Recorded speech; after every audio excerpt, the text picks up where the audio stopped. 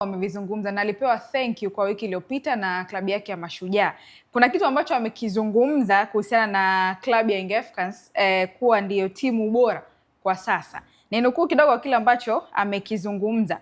Julio alisema kwamba leo hii ukiwalinganisha Simba na Yanga, Simba bado wana timu bora kwa kipindi hiki. Yanga wanakuja kama gari la mkaa, lakini kinachowasaidia Yanga kutoa ubingwa wana timu ambayo imekaa kwa muda mrefu. Ni kama ile Simba ya kina Chama, Mixon, Mkude, na ile timu ilikaa na ikawa timu kweli kweli kuanzia ndani na nje. Mwisho wa kunukuu na kile ambacho Julio amekizungumza.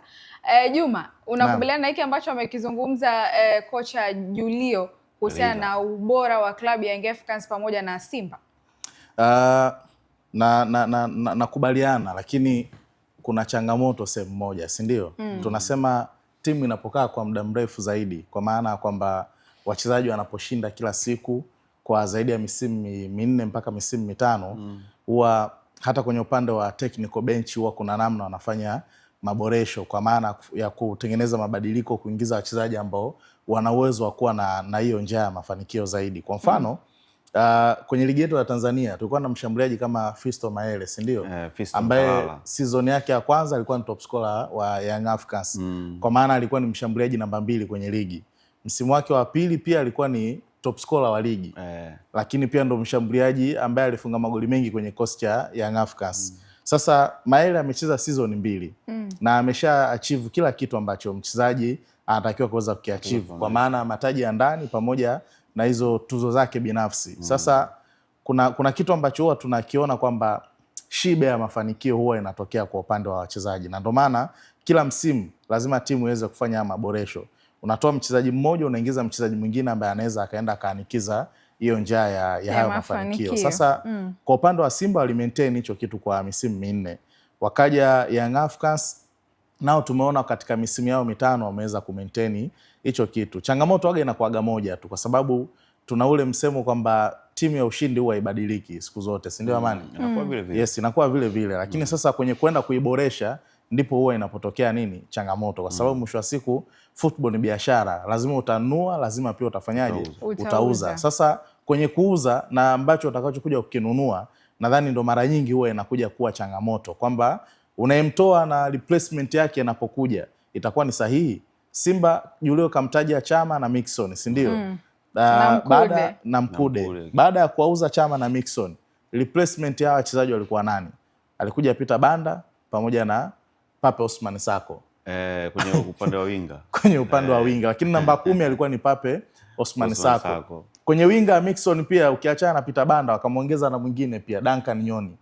Duncan Nyoni naye alikuwepo pale. Sasa ukiangalia kwenye level hawa waliondoka na hawa ambao walioingia tofauti, ilikuwa ni sahihi. Unaona kwamba haikuwa sahihi. The same pia hata baada ya kuondoka Fisto, kila mmoja alikuwa anasubiri kuona nini ambacho Yanga atakachokifanya. Of course ameenda Dube. Season yake ya kwanza amefunga goli 14, si ndio? Ambapo season ya Maele ya kwanza alifunga goli 16. Alifunga 16 za ligi. Season ya pili walifuzana na George Mpole. George Mpole alimaliza ligi akiwa na goli 17. Season ya pili Dube ameenda kumaliza ligi akiwa na goli 13.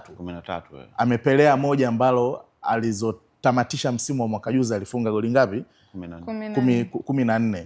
Ni pungufu ya goli 7 dhidi ya goli 4 dhidi ya nani? Ya Fisto Maele kwenye msimu wake wa pili. Amekuja Mohamed Dumbia, ambaye Dumbia ukiangalia kwenye quality na Stefan Ziki kwenye season ya kwanza ambapo Azizi alicheza, tunasema kwamba Azizi alikuwa bora kuliko Dumbia. Japo AI, yes, AI. Mama Du. Yes. Unamtoa mchezaji ambaye kamaliza season hapa katikati, season yake ya pili akiwa top scorer na goli 21, unaenda kumuingiza Dumbia ambaye kwanza alikuwa anajitafuta. Kwa hiyo unaiona hiyo pressure ambayo Young Africans walikuwa wanakabiliana nayo. Kwa hiyo mimi naweza nikamuelewa Julio katika hapo. Sema tu timu zetu nyingi zinapofeli sehemu ya kuuza na kuleta replacement sahihi kwa wachezaji. Unaungana na Juma kwa hiki ambacho amekizungumza Amani, kwamba klabu ya Young Africans biashara ya kuuza wanakosa mbadala wa kile ambacho wanakitoa ndani ya klabu hiyo? Nafikiri mimi naungana naye Juma, kwa sababu umeona kama Maele Yanga walipata tabu sana kumpata mtu kama Maele. si ndio? Kwa sababu Mayele akiingia kwenye boksi tofauti na Prince. Prince kwenye nafasi 10 atakupa nafasi 1, nafasi 9 zote anakosa. Na nafikiri hiko ndo kicho ambacho kilimtoa sana kwa mchezoni, kwa sababu hata msimu uliopita umeona anashindana yeye na Mzize. Kuna mechi ambayo unaona kabisa Dube anaweza akafanya maamuzi, lakini kutokana na umakini ambao sijui kwenye kichwa chake Dube alikuwa na nini, anashindwa pressure. Yani si ni pressure, lakini Juma umecheza Azam FC misimu karibia 4, unakuja unacheza Young Africans misimu 2, pressure inatoka wapi?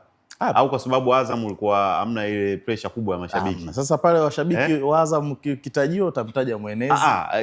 Yule jamaa wa suti. Sawa, lakini mimi ninachozungumzia kwamba Prince anatoka anaenda CCM Kirumba, si ndio? Of course anaweza akakutana labda sio na vibe kubwa sana kutokana na timu yake, si ndio? Lakini kuna baadhi ya mechi ambazo anakutana nazo mashabiki ni wale wale.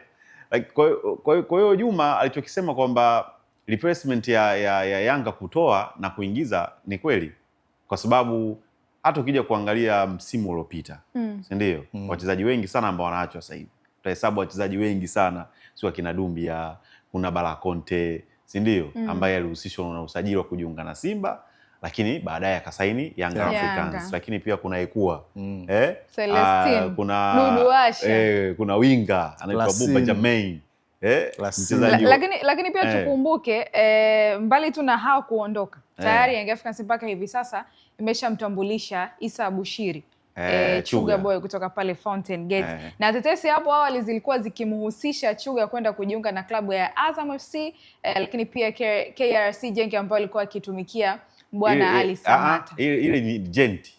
Unajua kuna KRC Genk na Genti. Belgium. Sasa yule alikuwa anaenda sio ya Samata, alikuwa anaenda Genti. Genti. Taalam kabisa. Kwenye issue ya Chuga, Chuga bwana ana story kubwa sana. Sisi tulipata nafasi ya kwenda Arusha. Tulitamani sana kuifanya ile story. Lakini tukaambiwa bwana, hii story nzito. Haiwezekani. Story nzito kwa sababu ni kweli dogo alipata offer ya kwenda Belgium. Lakini Young Africans wao wakaingilia kati. Na kama unavyofahamu, unajua umri wa yani yule kweli ni mdogo kabisa. Ukimwona tu unamwona kweli Chuga ni mtu ambaye kwenye age fulani ukiambiwa age hapa hauwezi kupinga. Sawa. Inawezekana kwa sababu hizi timu zina ushawishi unajua afu inawezekana pia Chuga naye alikuwa na hamu ile ya kuona kwa mimi naenda kucheza Simba na Yanga, natoka Dar es Salaam na shuka Arusha pale, wazazi wangu wananiona, si unajua zile. Kwa hiyo wana kwa hiyo inawezekana Chuga aliangalia mbali, si ndio? Na inawezekana wazazi wake pia walimshawishi, kwa sababu unajua maisha yetu wa Tanzania, inawezekana mzazi labda naye mwananchi haswa anaona mwanangu ndo nafasi ya kwenda mnenda. Kwa usajili mzuri kwa Yanga, kwa sababu yule ndo kijana ambaye amekuwa top scorer kwenye upande wa ligi kuu ya NBC, yani katika vijana ambao wameshiriki ligi msimu uliopita, basi kwenye umri mdogo amefanikiwa kuwa kwenye upande. Yanapo sasa tunampa tuzo ile ambayo ameichukua Kubase, si ndio? Lakini pia Chuga alichukua tuzo ya mwezi wakati yuko na Fountain. Tuzo ya mwezi Oktoba ilikuwa. Kwangu mimi ni mchezaji mzuri, lakini hizi klabu zina mambo mengi. Inawezekana akaenda pale si adapt kama vile ambapo yuko Fountain, kwa sababu kila timu ina falsafa yake. Chuga anatoka Fountain, timu ndogo, anaenda kwenye timu kubwa. Inawezekana watu kuna mwalimu mmoja nafikiri si ni Mourinho, unaambiwa kuna mechi aliingia akamwambia beki kwenye mstari, yani wewe usivuke huu, baki nyuma. Nafikiri ni Manu, nafikiri Van Gaal, kwamba beki yako ukicheza usivuke hapa, yani ukivuka kosa. Kwa hiyo ukivuka tu anakuja anaandika chini, baadaye unatolewa. Kwa hiyo nategemea anaingia Yanga na utana mfumo gani. Je, huo mfumo utamfaa Chuga kucheza Young Africans? Lakini watu wasibeze usajili wa Chuga. Usajili mzuri sana kwa sababu ni mchezaji ambaye ni mdogo anachipukia, lakini pia katika wachezaji machachari basi Chuga naye yumo. Juma, nani ananufaika zaidi hapa? Yanga, Chuga? Nani ambaye ananufaika zaidi na huu usajili ambao tumeuona? Amani kazungumzia kitu kizuri sana, kwa maana kwamba inawezekana yasiyo ni maamuzi tu ya mchezaji pekee kubakia Tanzania. Walishirikishwa wazazi kama na management yake pia nadhani ilishirikishwa. Unajua kuna kitu kimoja, zamani wazazi walikuwa wapendi sana kuona watoto wao wakienda kucheza mpira, wakihofia zile injury ambazo mara nyingi wamekuwa wanaziona. Kwa mfano hata ukisoma kwenye hizi kozi za ukocha especially kwenye upande wa grassroots, tunashauriwa zaidi kwamba mnapokuwa na kituo cha watoto, basi jambo la kwanza pia ni kuwa tunawasii wazazi, kitokea mchezaji labda ameumia, kama mwalimu natakiwa ongea na mzazi kumwambia kwamba bana, kwa dunia ya sasa ambavyo ilivyo, mwanao kwa jinsi ambavyo alivyoumia hivi, let's say kama vile alivyokuwa ameumia Pacome, unamplizi unamwambia kwamba kwa matibabu ambayo atakaopatiwa atakaa sawa na atarudi kucheza kama kawaida.